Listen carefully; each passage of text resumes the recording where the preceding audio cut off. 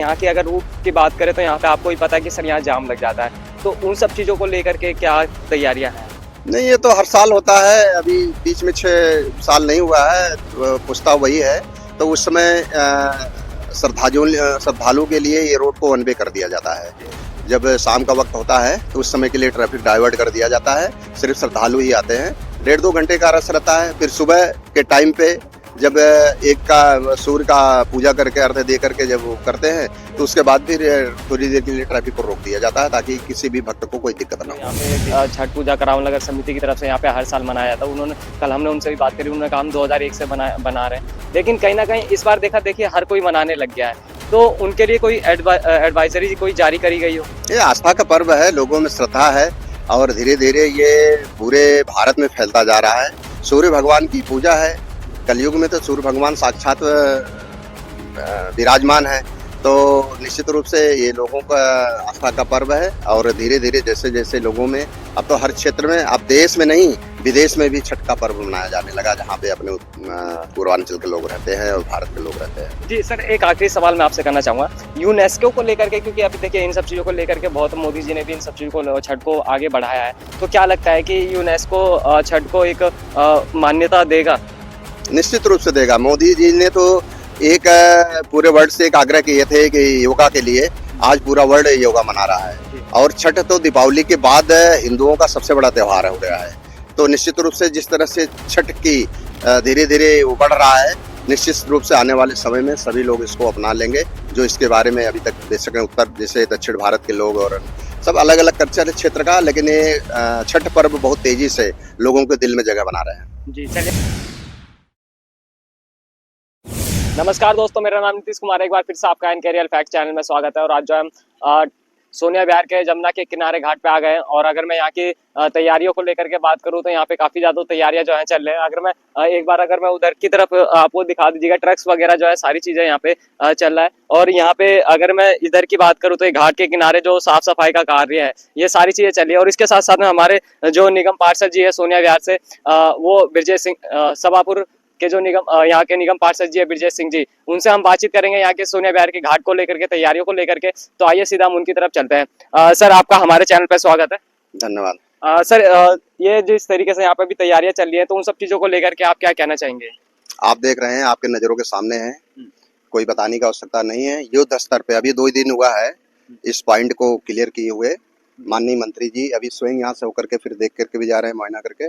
और माननीय सांसद जी दौरा किए थे अधिकारियों के साथ में। जैसे ही घाट क्लियर हुआ, युद्ध स्तर पे इसकी तैयारी चल रही है फ्लड के द्वारा, दिल्ली सरकार के द्वारा। और इस बार का जो छठ है बहुत भव्य रहने वाला है। 6 साल तक आम आदमी पार्टी की सरकार थी, जो 11 साल के कार्यकाल में 6 साल लास्ट के अभी यहाँ पे छठ का बैंड था। कोरोना काल से ही एक बार हुआ था, कोरोना की वजह से, उसके बाद अभी तक आम आदमी पार्टी कभी भी तब से छठ का कार्यक्रम यहाँ पे होने नहीं दिया।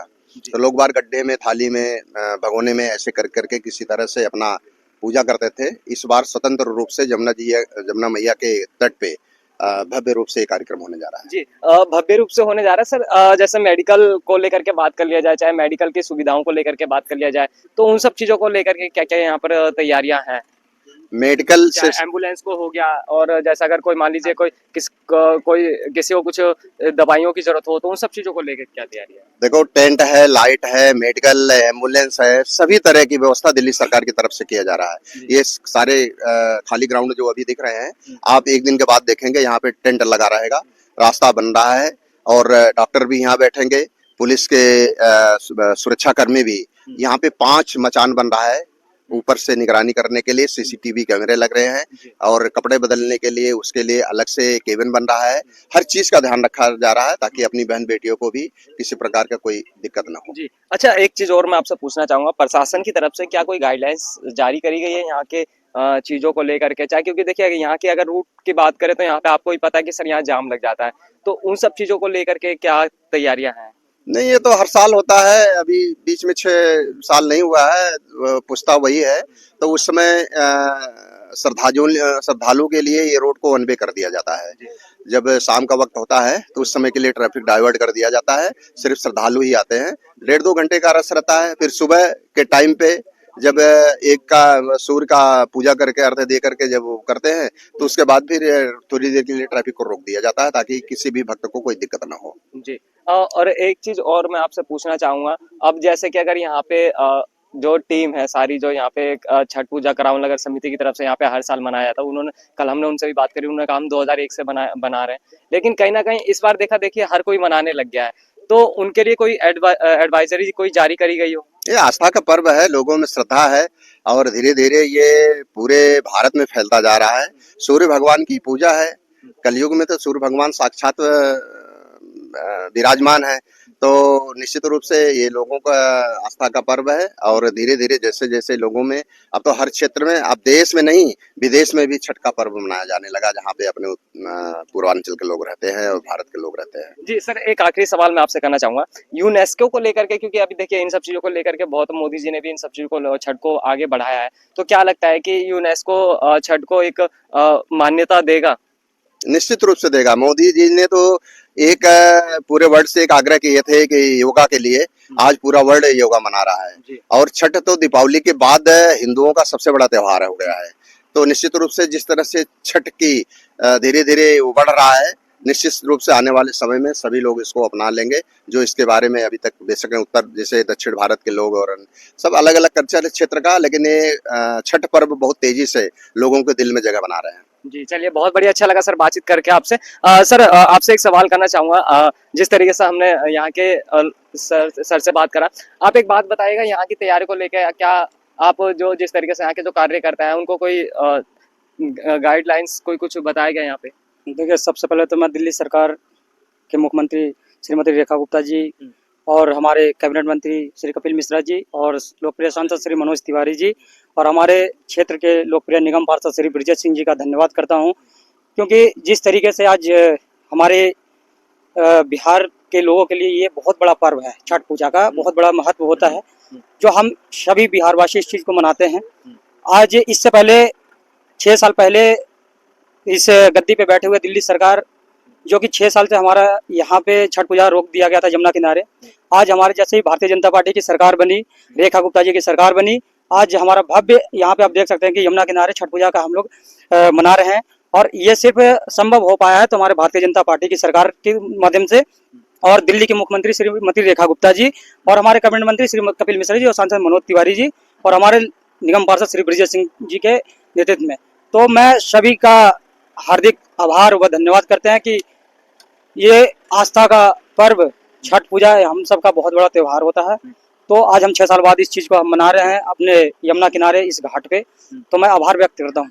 जी जी चलिए, बहुत बढ़िया सर, अच्छा लगा बातचीत करके। हमारे साथ में सर सूर्य भैया, सर एक बात बताइएगा, आप क्या कहना चाहेंगे छठ की तैयारियों को लेकर के, यहाँ की चीजों को लेकर के?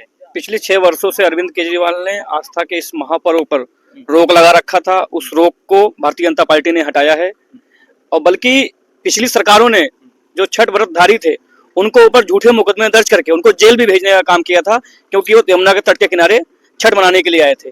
तो रेखा गुप्ता जी ने ये कहा है कि सारे मुकदमे वापस किए जाएंगे, जो भी श्रद्धालुओं पे जो भक्त हैं छठ मैया के, उनके ऊपर जो मुकदमे अरविंद केजरीवाल की सरकार में लगाए गए थे, उस मुकदमे को हटाने का काम भारतीय जनता पार्टी की सरकार करेगी। ये बहुत बड़ी जीत दिल्ली वासियों की है, बिहार वासियों की है, और इस दिल्ली में छठ पूजा बड़े धूमधाम से मनाया जा रहा है। इसका असर पूरी तरीके से बिहार चुनाव पड़ेगा, क्योंकि बिहार के लोग अधिक से अधिक संख्या में दिल्ली में रहते हैं, और उनका एक ऐसा ही पर्व है जिसको पूरे दिल जान से नहीं वोट बैंक के चक्कर में, कोई वोट बैंक के चक्कर में नहीं, पहले भी मनाया जाता था। हम लोग तो सनातन की सरकार है, भारतीय जनता पार्टी हमेशा सनातन की बात करती है, हिंदुओं की बात करती है, और सबका साथ सबका विकास के रास्ते पर चलने वाली एक लौती पार्टी है जिसका नाम है भारतीय जनता पार्टी। जी, एक आखिरी सवाल मैं और करना चाहूंगा सर, अब एक बात बताइएगा, कहीं ना कहीं केजरीवाल जी ने 6 साल हो गए और यहाँ पे छठ मनाने का मौका नहीं दिया, कहीं ना कहीं आपको ये नहीं लगता है कि जो उनकी सरकार थी उन्होंने जो है हिंदू के त्योहारों को दबाने की कोशिश करी, चाहे इन सब चीजों को लेकर के, मुसलमानी का त्योहार आता है, चाहे मुहर्रम आ गया, उनको धूमधाम से मनाया जाता था? बिल्कुल,